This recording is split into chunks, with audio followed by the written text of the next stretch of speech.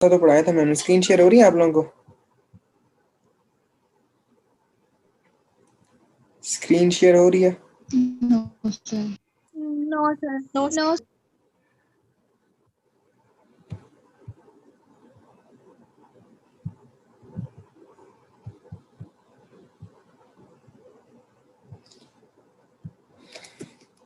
General introduction दिया था कल मैम ने। अब हो रही होगी आप लोगों को शेयर स्क्रीन।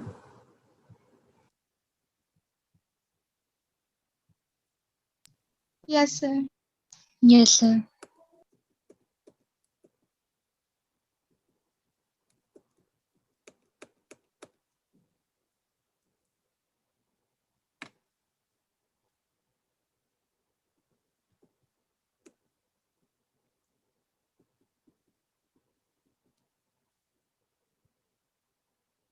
माहम आप मुझे बता दें, आप पढ़ के आई हैं? पूछ लूँ एक दो क्वेश्चन जो यस कल सर। मैम ने पढ़ाया स्टार्ट में, उसके बाद ही आगे चल सकते हैं थोड़ा सा। Yes ma'am. मैम ने स्टार्ट पे बिल्कुल जो इन्फॉर्मेशन दी थी कि नर्वस सिस्टम को हम दो पार्ट्स में डिवाइड करते हैं, सीएनएस में एंड पीएनएस में। देन सीएनएस में ब्रेन और स्पाइनल कॉर्ड इन्वॉल्व होते हैं, और पीएनएस को हम फर्दर डिवाइड करते हैं ऑटोनॉमिक नर्वस सिस्टम में, जिसमें हमारे पास involuntary action like cardiac muscles, smooth muscles वगैरह बहुत होते हैं। उसके अलावा सोमेटिक नर्वस सिस्टम में डिवाइड करते हैं, जिसमें वॉलंटरी एक्शन सारे लाइक स्केलेटल मसल्स की मूवमेंट वगैरह वो सारे इसके अंदर आ जाते हैं। देन ऑटोनॉमिक को हमने फर्दर डिवाइड किया था पैरासिम्पथेटिक में एंड सिंपैथेटिक में। सिंपैथेटिक में जितने भी emergency conditions, fight and flight की कंडीशन वो आती हैं, जेटी की मोर्टेलिटी कम हो जाती है, हार्ट बीट टैकीकार्डिया की कंडीशंस आती है। और सिंपैथेटिक को हमने थोरैकोलम्बर आउटफ्लो भी कहा था कि इसमें थोरैसिक नर्व सारी इन्वॉल्व होती हैं, और लंबर में जो फर्स्ट और सेकंड होती है वो इन्वॉल्व होती है। और पैरासिम्पैथेटिक इससे बिल्कुल ऑपोजिट रेस्ट और काम डाउन की कंडीशन थी, और इसको हमने क्रेनियल सेक्टो नर्व कहा था कि इसमें क्रेनियल में 3, 7 और 9 थी, और सेक्टोरल में 2, 3 और 4 नर्व थी। फिर क्रेनियल ऑफ पेयर 12 पेयर्स होते हैं, नंबर 24 होते हैं, उनके नेम्स बताते हैं।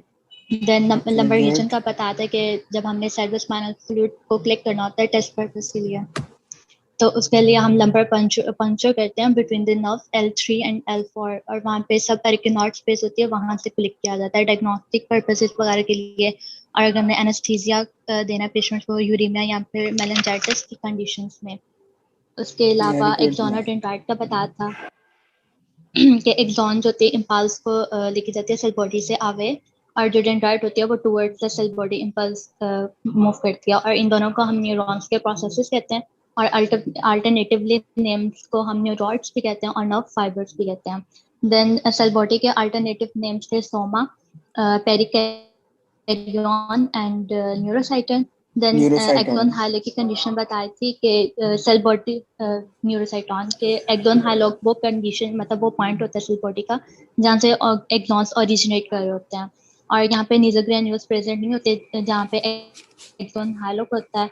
और नीजर ग्रेन्यूल्स का बताया था कि आरएम से मिलकर बना होता है, प्रोटीन को सिंथेसाइज करता है। और सेल बॉडी के अंदर जितने भी हमारे पास सेल बॉडी मतलब जो साइटोप्लाज्म में जो ग्रेन्यूल्स होता है उसको ही हम नीजर ग्रेन्यूल्स कहते हैं। और जो मेम्ब्रेन है एक्सॉन की उसको एक्टोडीमा, और जो साइटोप्लाज्म उसको एक्टोप्लाज्म कहते हैं। देन जो नॉन माइलिनेटरी शीट्स होती है उस पर नॉट्स ऑफ रेनवेट होते हैं, जिसपे जो इम्पल्स होती है वो जंपिंग कर रही होती है। और जो नॉर्मल स्पीड होती है माइलिनेटरी शीट पे नर्व इम्पल्स की वो 120 मीटर पर सेकेंड होती है, और नॉन माइलिनेटरी शीट पे 100 मीटर पर सेकेंड होती है। Very good. हमारे आप बताएं न्यूराइड्स क्या होते हैं? न्यूराइड्स की टर्म किसके लिए यूज करते हैं हम? न्यूराइड्स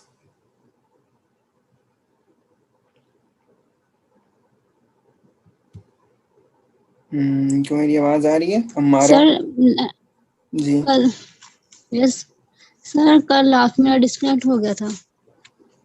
नहीं मैम ने पढ़ाया था। न्यूराइड्स की टर्म का पता है आपको? आप मुझे ये बताएं।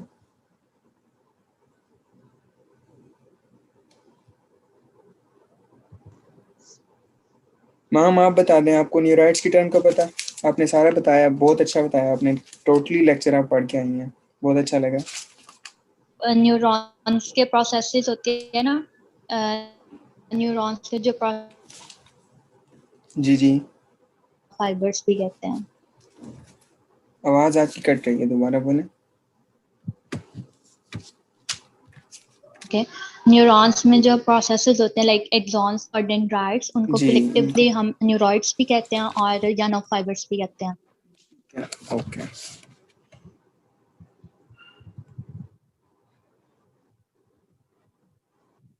चलें ठीक है, नेक्स्ट स्टार्ट करते हैं। आज हमने पढ़ना है न्यूरॉन्स की जो है ना प्रॉपर्टीज पढ़नी है और उसकी क्लासिफिकेशन पढ़नी है हमने, ठीक है। न्यूरॉन्स की जो हम क्लासिफिकेशन करते हैं 3 बेसिस पे करते हैं बेसिकली। मॉर्फोलॉजिकली उसकी क्लासिफिकेशन है, फंक्शनली उसकी क्लासिफिकेशन है और उसकी लेंथ की बेस पे क्लासिफिकेशन है, ठीक है। मॉर्फोलॉजिकली सबसे पहले हम देखते हैं कि न्यूरॉन्स की क्लासिफिकेशन में क्या आता है। मैं स्लाइड ओपन कर लूँ यहाँ पे।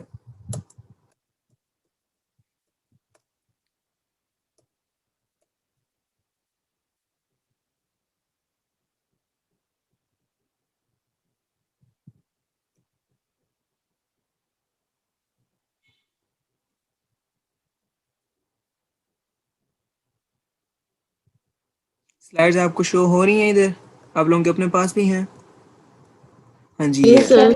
ये ठीक है, ठीक है। मॉर्फोलॉजिकली क्लासिफिकेशन या स्ट्रक्चरली क्लासिफिकेशन जो है ना न्यूरॉन की, मतलब कि हम करते हैं 3 टाइप्स में इसको डिवाइड करते हैं। 3 से ज़्यादा भी करते हैं, लेकिन ज़्यादा जो है ना मोस्ट बुक्स में यही की हुई है और जनरल एटमी में भी यही की हुई है। यूनिपोलर न्यूरॉन होता है एक हमारे पास, दूसरा होता है बाइपोलर न्यूरॉन, तीसरा होता है मल्टीपोलर न्यूरॉन।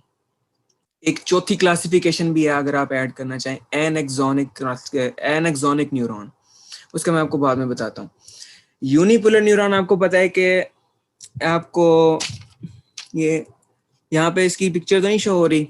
यूनिपोलर न्यूरॉन में एक ही हमारे पास सेल बॉडी होती है, ठीक है। सोमा, पेरिकैरियन या फिर न्यूरोसाइटोन, एक ही सेल बॉडी होती है और उसके साथ 2 प्रोसेसेस होते हैं जो कि साथ ही जुड़े होते हैं। पिक्चर मैं आपको बाद में दिखा देता हूँ इसकी। एक जो आ रही होती है पेरिफेरल साइड से आ रही होती है, peripheral part of the body से आ रही होती है, उसको हम कहते हैं डेंड्राइट, जो कि सेंसरी इंफॉर्मेशन, कोई भी किसी भी किस्म की sense information, sensory signal cell body की तरफ लेके आती है और सेल बॉडी से उसके बाद जो एक दोबारा एक प्रोसेस जा रहा होता है वापस, उसको कहते हैं हम एक्सॉन, और वो मोटर इंफॉर्मेशन जो कि away from the cell body लेके जा रही होती है, ठीक है। इसमें एक ही सेल बॉडी होती है। आपको राइट साइड पे टॉप राइट मोस्ट साइड पे आपको सूडो यूनिपोलर न्यूरॉन नजर आ रहा होगा। आ रहा है नजर सबको? Yes sir. ठीक है, ये तो है सूडो यूनिपोलर, मतलब कि इसकी सेल बॉडी साइड पे हो गई है, ठीक है। और इसका जो जो टर्मिनल प्रोसेसेस हैं इसके एक्सॉन और डेंड्राइट के हैं एक ही, उसमें थोड़ा डिफरेंट होता है। उसमें एक ही तरफ से उसकी डायरेक्शन होती है, जो सेल बॉडी है ना एक ही डायरेक्शन में उसके दोनों प्रोसेसेस होते हैं, मतलब कि एक्सॉन भी एक ही डायरेक्शन में होता है और जो है ना डेंड्राइट भी होता है वो भी एक ही डायरेक्शन में होता है। यहाँ पे इनकी डायरेक्शन थोड़ा सा डिफरेंट है, ठीक है। यहाँ पे ऊपर की तरफ है डेंड्राइट जो कि आ रही है सेल बॉडी की तरफ इंफॉर्मेशन लेके, सेंसरी इंफॉर्मेशन लेके, और यहाँ से वही information away from the cell body लेके जा रही है, वो है एक्सॉन टर्मिनल, ठीक है। दूसरा हमारे पास आता है बाइपोलर न्यूरॉन। बाइपोलर न्यूरॉन में ये लेफ्ट साइड पे देखें आप पिक्चर, ऊपर आपको डेंड्राइट शो हो रहे हैं, यहाँ से सेंसरी इंफॉर्मेशन आती है toward cell body, cell body से अवे जो जा रही होती है वो एक्सॉन टर्मिनल, ये उसका नीचे आपको शो हो रहा है, ठीक है। और मल्टीपोलर न्यूरॉन में क्या होता है कि मल्टीपल डेंड्राइट्स होती हैं, ठीक है। यहाँ पे सिंगल एक डेंड्राइट होती है और यहाँ पे मल्टीपल डेंड्राइट्स होती हैं जिनकी डायरेक्शन टुवर्ड सेल बॉडी होती है और इंफॉर्मेशन इनकी टुवर्ड सेल बॉडी कन्वे की जाती है। यहाँ से फिर आगे एक्सॉन जो है, एक्सॉन सेल बॉडी से अवे इसकी अपनी इंपल्स की डायरेक्शन को, सिग्नल को अवे लेके जा रहा होता है, ठीक है। आगे फंक्शनल क्लासिफिकेशन है। फंक्शनल क्लासिफिकेशन में हम इसको जो न्यूरॉन है इसको 3 टाइप्स में डिवाइड करते हैं। यहाँ पे आपको शो हो रहा है मोटर, सेंसरी और इंटर न्यूरॉन्स, लेकिन इनके नेम्स डिफरेंट भी हैं। एक जो सेंसरी न्यूरॉन है इसको एफरेंट न्यूरॉन भी कहते हैं फंक्शनल क्लासिफिकेशन में, और जो मोटर न्यूरॉन है इसको एफरेंट न्यूरॉन कहते हैं, और जो इंटर न्यूरॉन्स हैं इसको कनेक्टिव न्यूरॉन्स, कनेक्टर न्यूरॉन या एसोसिएशन न्यूरॉन्स भी कहते हैं, ठीक है। फंक्शनल क्लासिफिकेशन कितनी है हमारे पास? 3 है, एफरेंट न्यूरॉन, इफरेंट न्यूरॉन, और तीसरा है इंटर न्यूरॉन, एसोसिएशन न्यूरॉन या फिर कनेक्टर न्यूरॉन। एफरेंट न्यूरॉन सबसे पहले उसकी बात करते हैं हम, एफरेंट न्यूरॉन की, जिसको सेंसरी न्यूरॉन भी कहते हैं। ये वो नर्व सेल्स होते हैं जो कि peripheral part of the body से सिग्नल लेके आते हैं towards nervous system, central nervous system. Afferent neuron का फंक्शन क्या बताया मैंने कि peripheral part of the body से, बॉडी के किसी भी सेंट्रल नर्वस सिस्टम के आउटसाइड किसी भी पेरिफेरल पार्ट से सेंसरी इंफॉर्मेशन आएगी टुवर्ड्स सेंट्रल नर्वस सिस्टम, वो आएगी एफरेंट न्यूरॉन के थ्रू, सेंसरी न्यूरॉन के थ्रू। ठीक हो गया। दूसरी हमारे पास टाइप है एफरेंट न्यूरॉन, जिसको हम मोटर न्यूरॉन भी कहते हैं। इनका फंक्शन ये होता है कि इन्होंने सेंट्रल नर्वस सिस्टम से इंफॉर्मेशन कलेक्ट करनी है, सिग्नल रिसीव करना है, और अफेक्टर मसल्स की तरफ या कोई भी बॉडी के डिफरेंट जो ऑर्गन है, जो अफेक्टर ऑर्गन्स हैं, जहाँ पे हमारा जो है ना रिएक्शन होना है, स्टिमुलस का जो रिएक्शन होना है हमारे पास, वहां पे जाके इंफॉर्मेशन ये पुट करनी है, उनका वो होते हैं एफेरेंट न्यूरॉन। ठीक हो गया। मोटर न्यूरॉन या एफेरेंट न्यूरॉन्स कहते हैं। तीसरी टाइप है हमारे पास इंटर न्यूरॉन्स की, जिनको हम एसोसिएशन न्यूरॉन, कनेक्टर न्यूरॉन्स भी कहते हैं। इनका जो फंक्शन है वो सेंट्रल नर्वस सिस्टम के अंदर ही स्टक है। इम्पल्सिस को सेंट्रल जो हमारे पास सेंसरी न्यूरॉन से इंफॉर्मेशन आ रही है, कोई सिग्नल आ रहा है, उसको सेंट्रल नर्वस सिस्टम के अंदर ही कन्वे करना, और उसके बाद मोटर न्यूरॉन तक कन्वे करना, ये काम होता है एसोसिएशन न्यूरॉन का या फिर इंटर न्यूरॉन का। ठीक हो गया। इसके बाद हम क्लासिफाई करते हैं जी जी इंटर न्यूरॉन्स को। Yes sir. जी, ये दोबारा सुने। इंटर न्यूरॉन्स का जो है ना फंक्शन होता है सेंट्रल नर्वस सिस्टम के अंदर ही जो इंफॉर्मेशन हमें सेंसरी न्यूरॉन से आ रही है ना, उसको पिक करना, और सेंट्रल नर्वस सिस्टम के अंदर ही वो इम्पल्सिस को जनरेट करना, उनको ट्रांसफर करना, और उनकी जो भी इनकी प्रोसेसिंग करनी है वहां पे करना, उसके बाद मोटर न्यूरॉन तक कन्वे कर देना। ठीक हो गया। समझ आइए अब आपको? मतलब कि सेंसरी न्यूरॉन और Yes, sir. मोटर न्यूरॉन्स के दरमियान जो इम्पल्स क्रिएट हो रही है, जो प्रोसेस हो रहा है ना, जो इंफॉर्मेशन कन्वे हो रही है with in central nervous system, वो काम होता है इंटर न्यूरॉन्स का या एसोसिएशन न्यूरॉन का। Got it? सर मोटर बता दो। Yes sir. मुझे आपकी आवाज नहीं आ रही, किसने क्वेश्चन किया? सर मोटर न्यूरॉन बता दो प्लीज। अच्छा, मोटर न्यूरॉन्स बता दें। ओके ओके, मैं दोबारा बता देता हूँ। मोटर न्यूरॉन्स एफरेंट न्यूरॉन को मोटर न्यूरॉन्स भी कहते हैं। इनका काम होता है जो सिग्नल हमें सीएनएस दे रहा है ना, सीएनएस से सिग्नल्स को कैरी करना अफेक्टर मसल्स की तरफ। मतलब कि किसी भी गर्म चीज को आपने टच किया है, ठीक है, आपने अपनी उंगली को टच किया, वहां जो उंगली वाली जगह है ना, वहां से सेंसरी न्यूरॉन, वहां पे जो एक्सटेंशन है ना, वो सेंसरी न्यूरॉन की है। उस सेंसरी न्यूरॉन ने वहां से इंफॉर्मेशन, वो इंपल्स जनरेट करनी है टुवर्ड्स सीएनएस।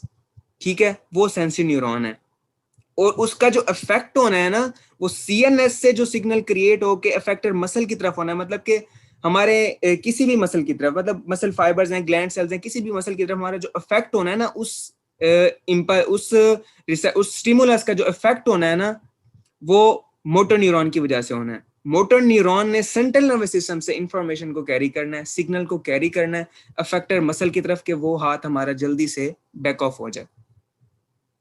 आ गई समझ आपको कि सेंट्रल नर्वस सिस्टम से जो इंफॉर्मेशन कलेक्ट हो रही है, वहां से जो उसकी ट्रांसफर है उसका, उस इंफॉर्मेशन का टुवर्ड्स अफेक्टर मसल्स, वो जो होता है टोटली डन बाय वो मोटर न्यूरॉन होता है। ठीक हो गया। Okay sir. तीसरी आती है classification on the length, on the basis of length. On the basis of length ये लिखा हुआ है गोल्जी टाइप 1, गोल्जी टाइप 2।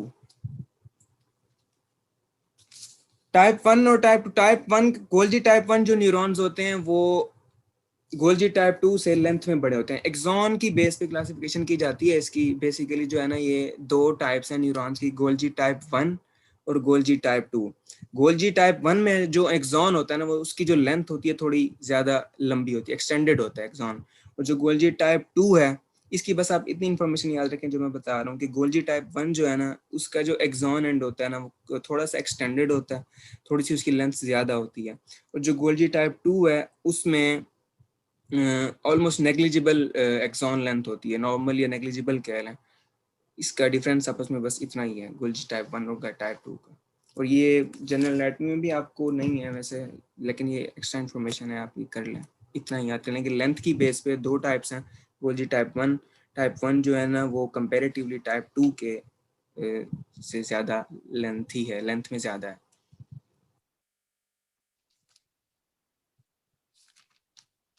आगे हम बात करते हैं ग्लायल सेल्स की, न्यूरोग्लायल सेल्स या ग्लायल सेल्स की हम बात करते हैं। ग्लायल सेल्स आपको पता है कि हमारी बॉडी में ग्लायल सेल्स सीएनएस में भी प्रेजेंट होते हैं और पीएनएस में भी प्रेजेंट होते हैं। कोई बता सकता है मुझे कि ग्लायल सेल्स क्या होते हैं, उनका फंक्शन, या फिर ग्लायल सेल को आप डिफाइन कैसे करोगे?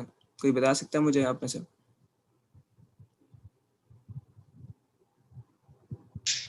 Sir supportive cells. Supportive cells, सारे ग्लायल सेल्स सपोर्टिव होते हैं?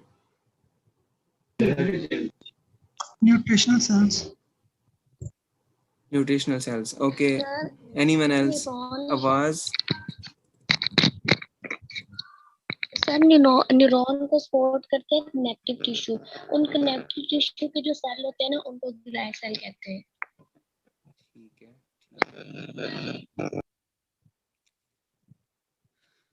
टाइप्स का पता है आपको ग्लायल सेल्स की? टाइप्स का, कितनी टाइप्स की ग्लायल सेल्स होते हैं?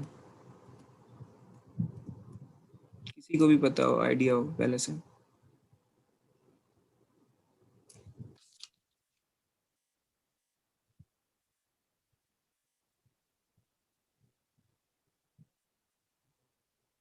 नहीं पता? चलिए, स्क्रीन शो हो रही है नो आपको? सर। नेक्स्ट स्लाइड शो हो रही है?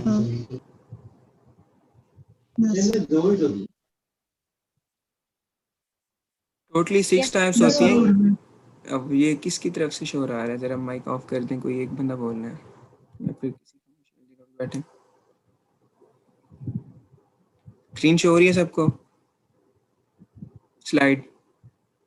यस सर हो रही है। जी यस सर हो रही है। Okay okay okay, mic off कर दें आप लोग, ऑफ कर दें माइक, आप लोग ऑफ कर दें।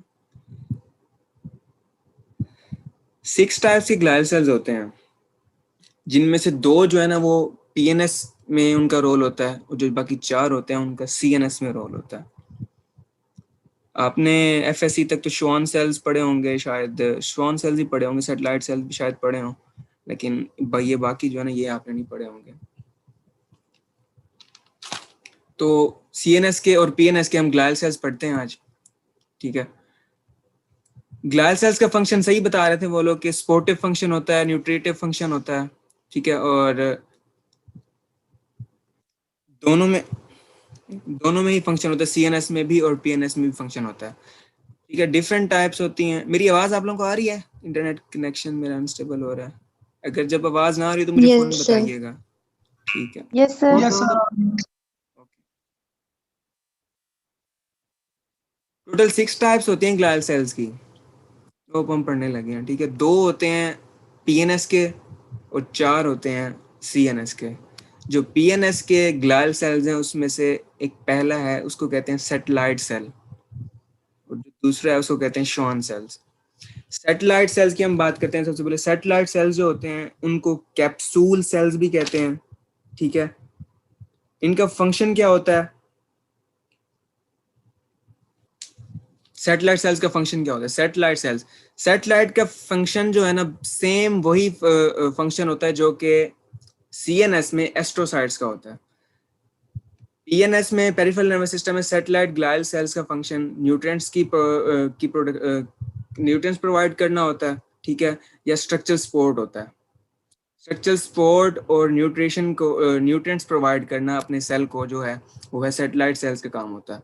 दूसरे जो हैं वो हैं श्वान सेल्स। श्वान सेल्स का आपको पता है कि वो माइलिनेशन में हेल्पफुल होते हैं, एक्सॉन की माइलिनेशन में, माइलिन शीथ की फॉर्मेशन में, माइलिन फॉर्मेशन में हेल्पफुल होते हैं, ठीक है। पीएनएस में ये आपने याद रखना कि श्वान सेल्स जो है ना वो पीएनएस का पार्ट है। पीएनएस पेरिफेरल नर्वस सिस्टम में माइलिन शीथ की फॉर्मेशन में हेल्पफुल होते हैं, ठीक है।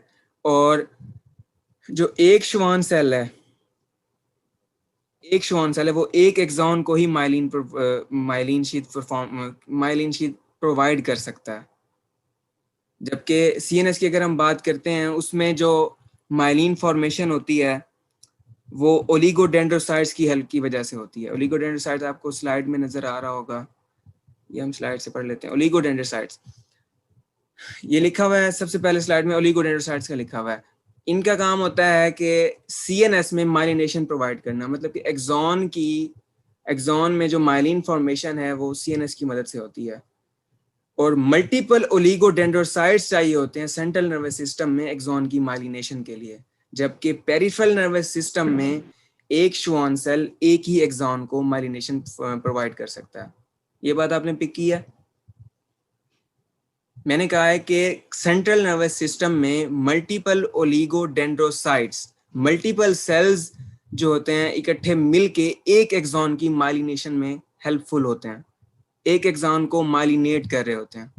जबकि पेरिफेरल नर्वस सिस्टम में एक श्वान सेल एक ही एक्सॉन की माइलिनेशन में हेल्पफुल हो सकता है। ये एमसीक्यू पॉइंट ऑफ व्यू से भी इंपॉर्टेंट है, आ सकता है, आपसे पूछा जा सकता है। आ गई ये समझ यहाँ तक आपको ओलिगोडेंड्रोसाइट्स और श्वान सेल्स के डिफरेंस की? दोनों का काम माइलिनेशन है। जी ये सबा दिलावर आपने हैंड रेज किया है, जी बोलें। सर आपने बताया था सैटेलाइट सेल्स का फंक्शन किससे सिमिलर होता है? सीएनएस के कौन से मतलब कंपोनेंट? सैटेलाइट सेल्स का जो फंक्शन होता है, सैटेलाइट सेल्स की बात दोबारा बोलें।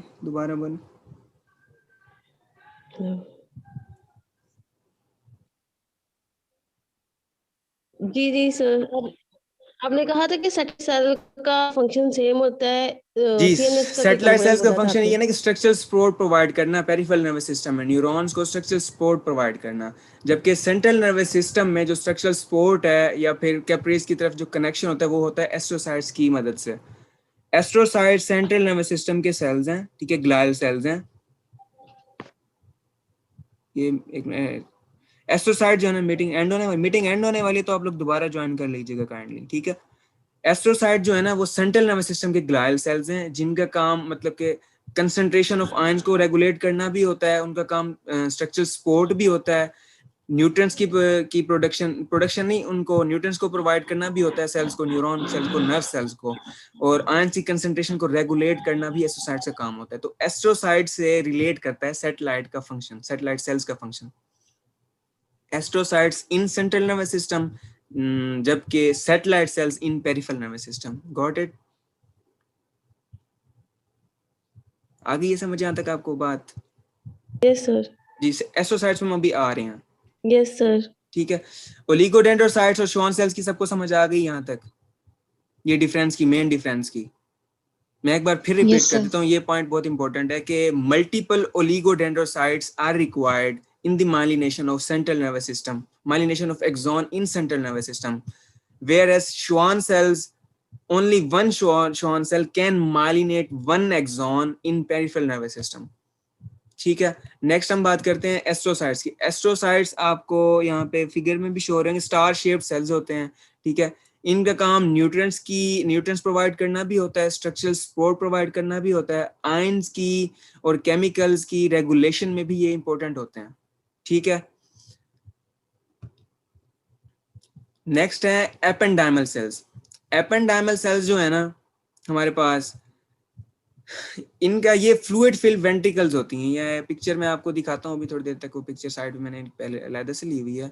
Ependymal sales fluid filled ventricles होती हैं, इनकी वेंट्रिकल्स टाइप इनकी शेप होती है। इनका जो मेन काम होता है ना वो प्रोडक्शन ऑफ सेरिब्रोस्पाइनल फ्लूइड होता है, ठीक है, जो कि CSF का क्या काम होता है, जो कि कुशन होता है हमारे ब्रेन का। बेसिकली ब्रेन का कुशन के तौर पे जो वर्क करता है वो है सेरिब्रोस्पाइनल फ्लूइड, और सेरिब्रोस्पाइनल फ्लूइड की प्रोडक्शन में इन्वॉल्व है एपेंडाइमल सेल्स। ठीक हो गया। एपेंडाइमल सेल्स में दोबारा रिपीट कर रहा हूँ, ependymal sales fluid filled ventricles होती हैं ब्रेन की, ठीक है, वेंट्रिकल टाइप इनकी शेप होती है, ठीक है, और इनका काम होता है सेरिब्रोस्पाइनल फ्लूइड की प्रोडक्शन, ठीक है। और सेरिब्रोस्पाइनल फ्लूइड जो कि एक्चुअली वर्क कर रहा होता है हमारे ब्रेन के कुशन के तौर पे और मूव करता है स्पाइनल कॉर्ड और ब्रेन के इन बिटवीन। ठीक हो गया। नेक्स्ट हमारे पास लास्ट है माइक्रोग्लिया,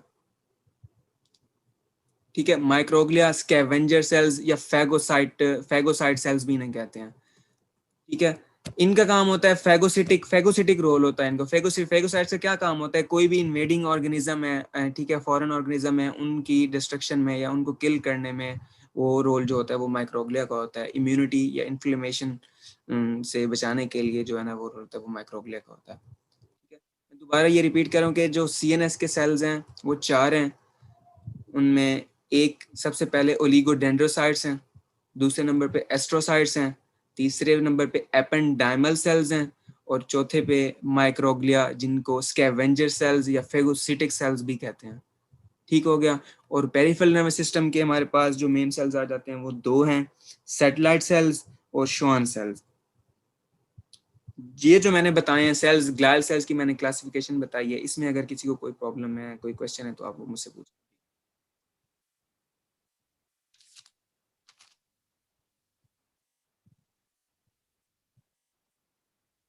एक्सक्यूज मी सर, जी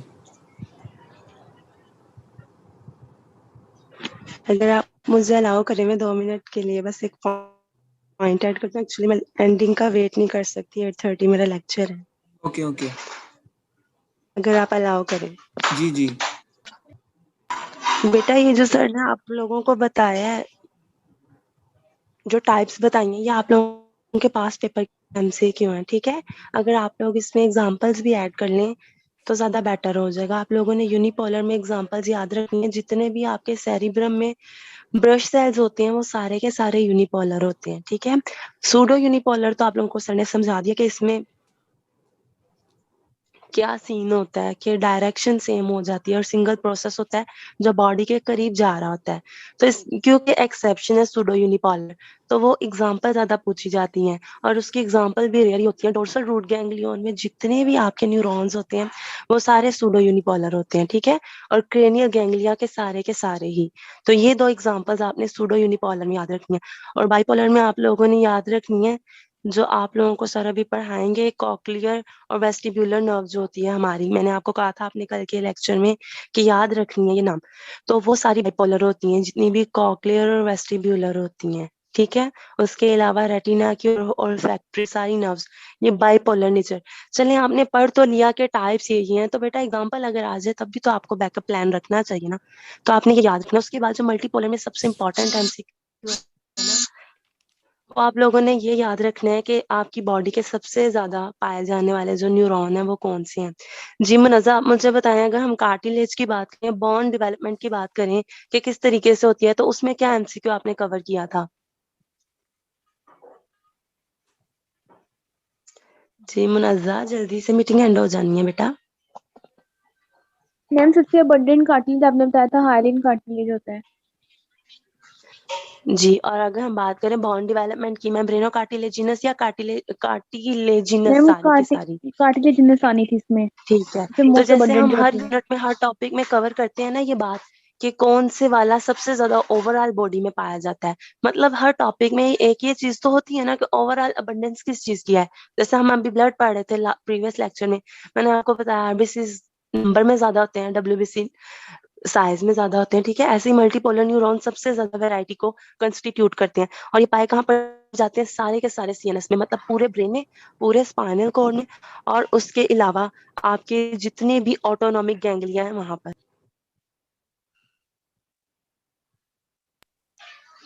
कौन कौन सी एग्जांपल्स मैंने बताई हैं? मैम यूनिपोलर में आपने बताया ब्रश सेल्स होते हैं सीएनएस के अंदर, बाइपोलर में आपने बताया कोक्लियर और वेस्टिबुलर याद रखना है, तो मल्टीपोलर के अंदर आपने बताया कि होल ब्रेन और स्पाइनल कॉर्ड जो होते हैं ना वो मोस्टली मल्टीपोलर होते हैं। मैम जो स्यूडो पोलर यूनिपोलर की आपने बताई है डोर्सल रूट गैंग्लियन, और दूसरे एग्जांपल कौन सी बताई है?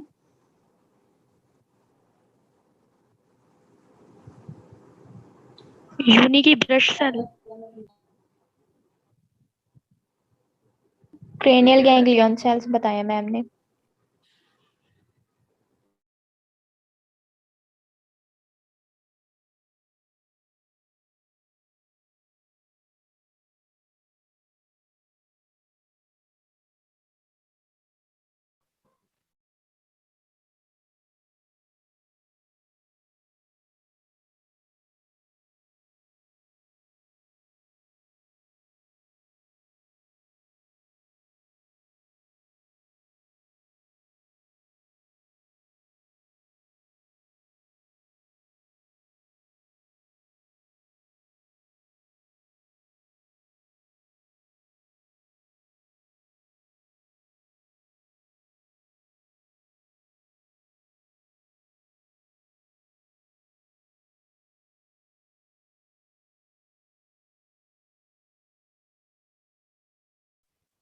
मैम लीव कर गई या फिर म्यूट कर गई हैं? म्यूट है मैम।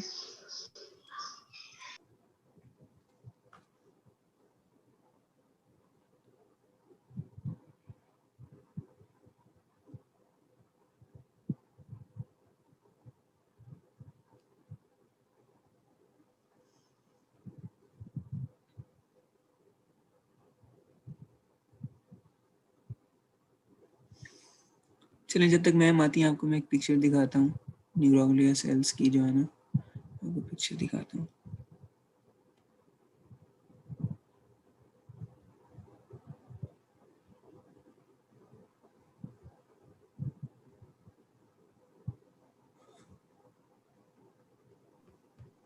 चलिए सर आप कंटिन्यू कर लें, मेरा लेक्चर स्टार्ट हो गया बस। थैंक यू सो मच, मैंने बस ओके ये ऐड करना था थोड़ा सा। Okay okay okay. Thank you.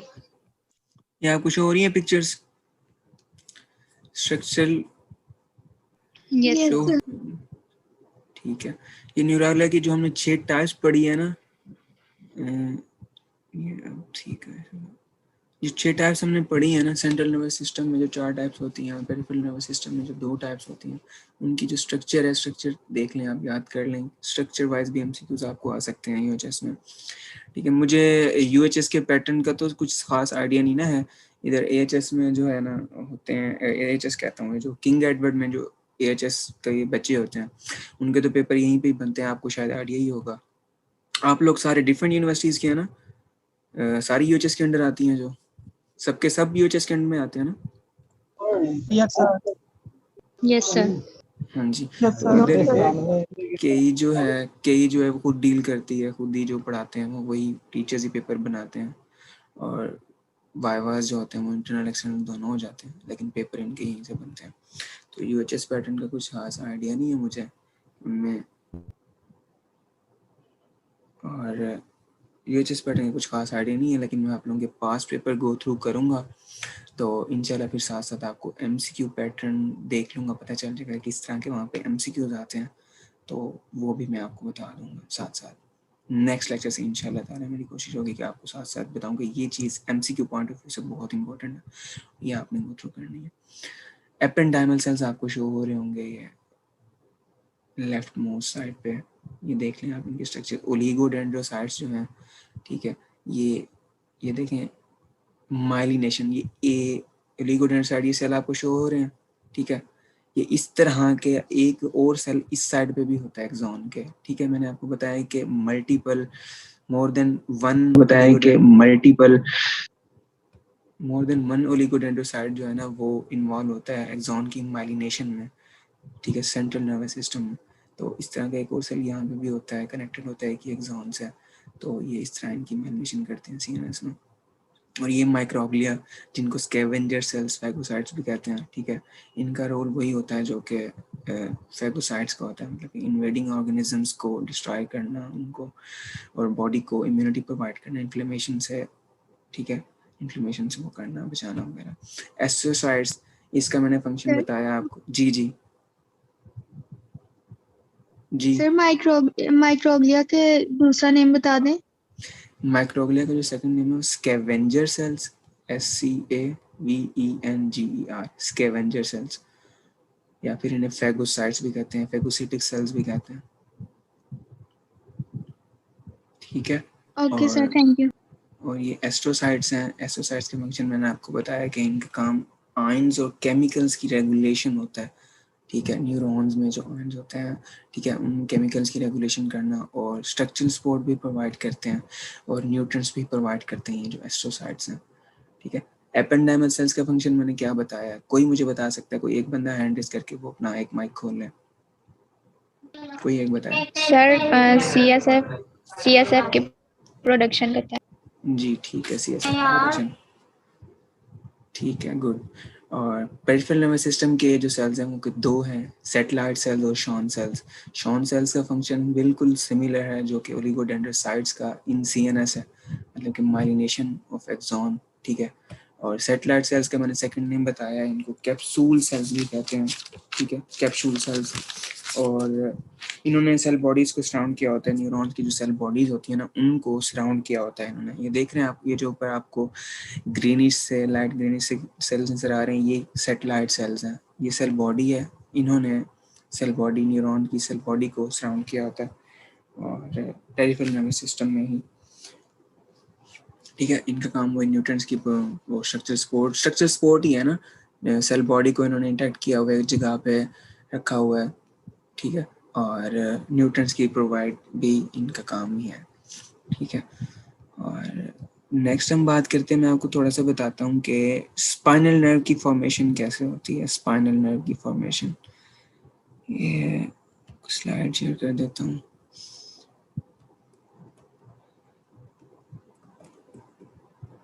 Excuse me sir, जी जी, आपने एनेक्सोटिक सेल्स का नहीं बताया। ओ हाँ, एनेक्सोनिक न्यूरॉन सेल्स नहीं थे, वो न्यूरॉन की एक टाइप थी। मॉर्फोलॉजिकल स्ट्रक्चर जो क्लासिफिकेशन हम पढ़ रहे थे ना, मैंने बताया कि 3 टाइप्स वैसे लिखी होती हैं, 3, यूनिपोलर और सूडो यूनिपोलर एक में आ जाता है, दूसरी होती है बाइपोलर और तीसरी होती है मल्टीपोलर।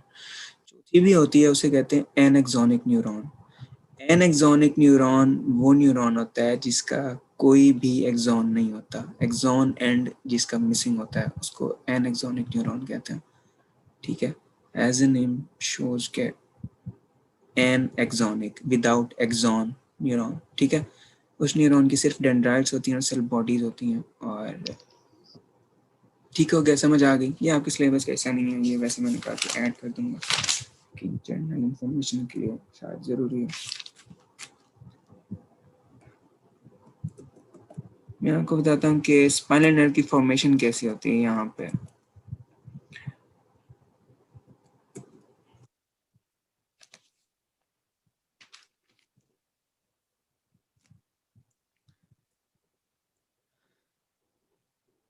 स्पाइनल कॉर्ड के स्ट्रक्चर का सबको थोड़ा बहुत आइडिया होगा, वो नेक्स्ट स्लाइड में भी हम पढ़ लेंगे, मेनिंजेस वाले स्लाइड में हम पढ़ लेंगे। नेक्स्ट स्लाइड है वो हम कल देखेंगे। अभी मैं आपको बताता हूँ कि स्पाइनल नर्व की फॉर्मेशन और आगे जो इन्फॉर्मेशन ट्रांसफर होती है, डोर्सल रूट, वेंट्रल रूट और वेंट्रल रेमाई, डोर्सल रेमाई, ये क्या होते हैं, ठीक है। डोर्सल रूट गैंग्लियन और वेंट्रल रूट गैंग्लियन क्या होता है, ये मैं आपको थोड़ा सा इसका लाइट सा इंट्रोडक्शन दे देता हूँ। बाकी हम नेक्स्ट स्लाइड में, हमारे पास नेक्स्ट स्लाइड ही है मेनिंजेस और स्पाइनल कॉर्ड की, उसमें हम मज़ीद देखेंगे, ठीक है। आपको भी कुछ देर पहले मैंने बताया कि 2 टाइप्स के न्यूरॉन्स, टोटल 3 टाइप्स के न्यूरॉन्स होते हैं। फंक्शनल क्लासिफिकेशन जब मैं बता रहा था कि एफरेंट न्यूरॉन्स होते हैं, दूसरा होता है इफरेंट न्यूरॉन्स। सेंसरी और मोटर कह देता हूँ मैं, ठीक है। सेंसरी न्यूरॉन्स वो होते हैं जो कि पेरिफेरल साइड से, बॉडी के पेरिफेरल पार्ट से इंफॉर्मेशन सिग्नल कलेक्ट करके लेके आ रहे होते हैं towards our central nervous system. What is our central nervous system? Central nervous system का ही पार्ट है ना हमारे पास ये जो स्पाइनल कॉर्ड है, स्पाइनल कॉर्ड की तरफ ही इंफॉर्मेशन लेके आ रहे होते हैं, ठीक है, सेंसरी न्यूरॉन्स, ठीक है। और जो मोटर न्यूरॉन्स होते हैं वो away from the central nervous system, away from the spinal cord information लेके जा रहे होते हैं, सिग्नल लेके जा रहे होते हैं थ्रू वेंट्रल रूट, ठीक है। जहाँ से इंफॉर्मेशन आ रही होती है peripheral part of the body से, उस रूट को कहते हैं डॉर्सल रूट, ठीक है। और वहाँ पे जो एग्रीगेशन ऑफ सेल बॉडीज होती है, एग्रीगेशन ऑफ सेल बॉडीज होती है, उस पार्ट को कहते हैं गैंग्लियन, ठीक है। और जो डॉर्सल रूट में वो जो न्यूरॉन आ रहा होता है, सेंसरी न्यूरॉन आ रहा होता है इंफॉर्मेशन लेके, उसे कहते हैं डॉर्सल रूट गैंग्लियन, ठीक है। मतलब कि डॉर्सल रूट में जो सेल बॉडीज प्रेजेंट हैं, ठीक है, सेंसरी इंफॉर्मेशन जो कि डॉर्सल रूट से आ रही है, इसी वजह से उसे डॉर्सल रूट गैंग्लियन कहते हैं। जबकि जो कि इंफॉर्मेशन स्पाइनल कॉर्ड से अवे जा रही होती है, वहाँ पे गैंग्लियन प्रेजेंट होता है, वो भी आउटसाइड सेंट्रल नर्वस। गैंग्लियन आपको पता ही है कि सेंट्रल नर्वस सिस्टम का पार्ट नहीं है, आउटसाइड सेंट्रल नर्वस सिस्टम होता है हमेशा, ये बात आपने याद रखनी है, एमसीक्यू भी इस हवाले से आ सकता है, ठीक है। सेंट्रल पेरिफेरल नर्वस सिस्टम का पार्ट है, आपको पता ही है, और आउटसाइड सेंट्रल नर्वस सिस्टम ही प्रेजेंट होती हैं, एग्रीगेशन ऑफ सेल बॉडीज, ठीक है। वेंट्रल रूट में जो प्रेजेंट होते हैं गैंग्लियन सेल बॉडीज प्रेजेंट होती हैं जो कि मोटर न्यूरॉन की information away from the central nervous system लेके जा रही होती हैं, उन्हें कहते हैं वेंट्रल रूट गैंग्लियन, ठीक है। एक टर्म है वेंट्रल रेमाई, दूसरी है डोर्सल रेमाई। रेमाई कहते हैं ब्रांच को, लैटिन वर्ड है, इस रेमाई प्लूरल है, ठीक है। इसका जो सिंगुलर है वो है रेमस, और ब्रांच को कहते हैं बेसिकली, एक पिक्चर में आपको दिखाता हूँ, उससे आपको बेहतर समझ आएगी स्पाइनल कॉर्ड के स्ट्रक्चर की। और ट्री आपने देखा होगा, सबसे पहले मैं आपको ट्री की बताता हूँ कि ट्री आपने देखा होगा, ट्री में सबसे नीचे नीचे क्या होती हैं, रूट्स होती हैं, ठीक है, और ऊपर ट्रंक होती है, ट्रंक के ऊपर क्या होती हैं, जहाँ पे मतलब के जिनको आप पत्ते वगैरह कहते हैं, जहाँ पत्ते लगे होते हैं उनको कहते हैं ब्रांचेस, ठीक है। रूट्स हैं सबसे पहले नीचे नीचे बिल्कुल, ठीक है, और ऊपर ट्रंक है और ऊपर है ब्रांचेस। बिल्कुल इसी तरह यहाँ पे सीन है, ये जो स्पाइनल कॉर्ड की जो स्पाइनल नर्व फॉर्मेशन है ना, बिल्कुल इस तरह का सीन है। आपको पिक्चर एक शो हो रही है, ये वाली सब कुछ हो रही है ये पिक्चर, यस जी सर। सर। Yes sir. ठीक है। अब ये जो डोर्सल रूट है ना और जो वेंट्रल रूट है, ये एक्चुअली ये जो ट्री की मैंने एग्जांपल दी है ना, ये रूट है, ठीक है। ट्री की रूट्स जो है ना वो डोर्सल रूट और वेंट्रल रूट है। डोर्सल रूट जो कि इंफॉर्मेशन टुवर्ड्स स्पाइनल कॉर्ड लेके जा रही है। मैं जूम करूं या सबको सही नजर आ रहा है, मुझे ये बताएं। ठीक है, ये देखें, ये जो ठीक आ रहा है। मेरा एरो देख लें आप, ठीक है, ये डोर्सल रूट ये है, ठीक है, ये towards CNS towards spinal cord information जा रही है थ्रू सेंसरी न्यूरॉन, और यहाँ से ये जो वापस आ रही है ये है वेंट्रल रूट। ये ट्री की रूट्स के तौर पे काम कर रही है, ठीक है। इसके बाद जो है ना यहाँ पे मतलब कि आगे जाके एक कलेक्टिव एक नर्व मिलती है, ठीक है, कलेक्टिव नर्व मिलती है, स्पाइनल नर्व बनती है। स्पाइनल नर्व बनती है, वो हो गई ट्रंक। ये ट्रंक की शेप दे रही है ना यहाँ पे, जो ऊपर ट्री है ट्रंक बन जाती है, मतलब एक सिंगुलर चीज बन जाती है। रूट्स के मिलने के बाद से एक ट्रंक एक सिंगुलर चीज बन जाती है, वो है स्पाइनल नर्व, ठीक है। मतलब कि सेंसरी और मोटर दोनों ही इंफॉर्मेशन है, दोनों ही सिग्नल्स हैं स्पाइनल नर्व में, ठीक है। स्पाइनल नर्व आगे जाके जो डिवाइड हो जाती है ब्रांचेस में, जैसे कि ट्री है, ट्रंक की जो ब्रांचेस हैं डिफरेंट निकल रही हैं, ठीक है, और डिफरेंट डायरेक्शंस में हैं, वो हमारे पास होती हैं रेमस या फिर रेमाए, ठीक है। ये एक्ट कर रही हैं एज अ ब्रांचेस। ठीक हो गया, बात समझ में आ गई आपको। फिर आगे मैं उसमें पिक्चर में स्लाइड में जाता हूँ, मैं आपको बताता हूँ कि डॉर्सल रेमाए का क्या फंक्शन होता है, वो कहाँ जाती है, और वेंट्रल रेमाए उसका क्या फंक्शन है, वो कहाँ जाती है। ठीक है, ये बात आपको समझ यहाँ पे आ गई है। ट्री वाली एग्जांपल मैंने दी है कि ट्रंक है, ट्रंक स्पाइनल नर्व है, ठीक है। स्पाइनल नर्व एक जो बन रही है डिफरेंट रूट्स के, डॉर्सल रूट और वेंट्रल रूट्स के मिलने से, ठीक है। आगे जो रेमाए हैं, रेमस हैं, ब्रांचेस हैं, वो ट्रीज की ब्रांचेस हैं, मतलब कि उन्होंने आगे जाके दोबारा डिवाइड हो जाना है, और उन्होंने फर्दर जो इन्फॉर्मेशन है वो different parts of the body organs को कहाँ कहाँ वो उन्होंने ट्रांसफर करनी है, वो उनमें डिवाइड हो जाती है, ठीक है। यहाँ तक समझ आई है सबको, ये पॉइंट समझ आया सबको? Yes sir. Yes sir.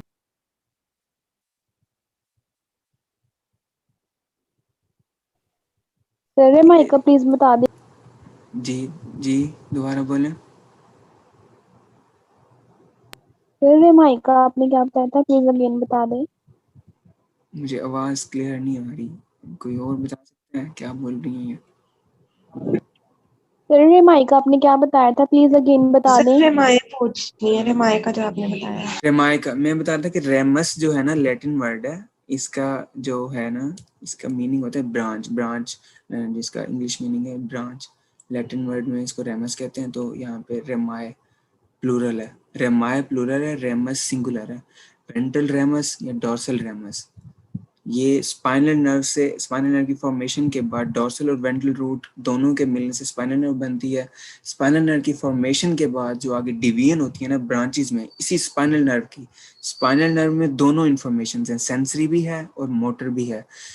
इस स्पाइनल नर्व की जो आगे डिवीजन होती है वो दो में होती है, ब्रांचेस में होती है। उन ब्रांचेस को हम रेमस कहते हैं, रेमाए कहते हैं। ब्रांचेस रेमाए, ब्रांच को रेमस कहते हैं, ठीक है। Dorsal branch dorsal rami, ventral branch ventral रेमाए।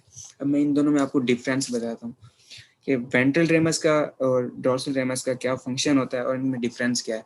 Ventral ramus जो है ना, इसका जो ये होती है कंपैरेटिवली डॉर्सल रेमस के थिकर होती है।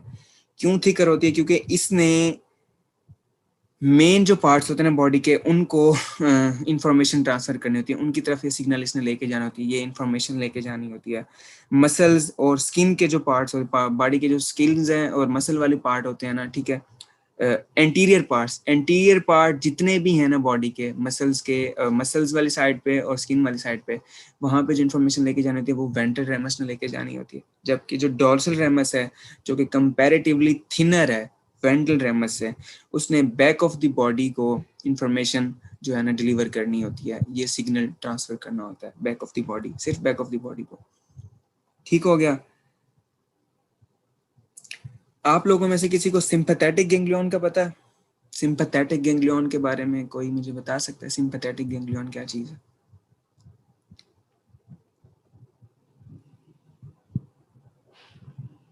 एनीवन? माहम आप बताएं, आपको पता है सिंपैथेटिक गैंग्लियन का? माहम है नो मीटिंग? सर, नहीं पता? नहीं पता सर। सिंपैथेटिक गैंग्लियन यार, इसी में इंफॉर्मेशन जो होती है ना हमारी बॉडी की तरफ से, स्ट्रेस के केस में या डेंजर के केस में जो इंफॉर्मेशन गैंग्लियन ने, सेल बॉडी ने ट्रांसफर करनी होती है ना हमारी बॉडी को ड्यूरिंग स्ट्रेस कंडीशन या डेंजर वाली कंडीशन, स्ट्रेस के और फाइट और फ्लाइट रिस्पॉन्स में, सिंपैथेटिक नर्वस सिस्टम का तो आपको पता है ना। सिंपैथेटिक गैंग्लियन का फंक्शन जो होता है वो बेसिकली स्ट्रेस और सिंपैथेटिक नर्वस सिस्टम में ही होता है। स्ट्रेस के केस में होता है, डेंजर के केस में होता है, फाइट और फ्लाइट रिस्पॉन्स के केस में होता है। जब फाइट की कंडीशन हो, फ्लाइट की कंडीशन हो, जब फ्राइटेंड हो बंदा, ठीक है, जब इमरजेंसी सिचुएशन हो, तब सिंपैथेटिक गैंग्लियन का फंक्शन होता है उस केस में। स्पाइनल कॉर्ड आप आज ही आपको पढ़ा दूं मैं स्पाइनल कॉर्ड का स्ट्रक्चर और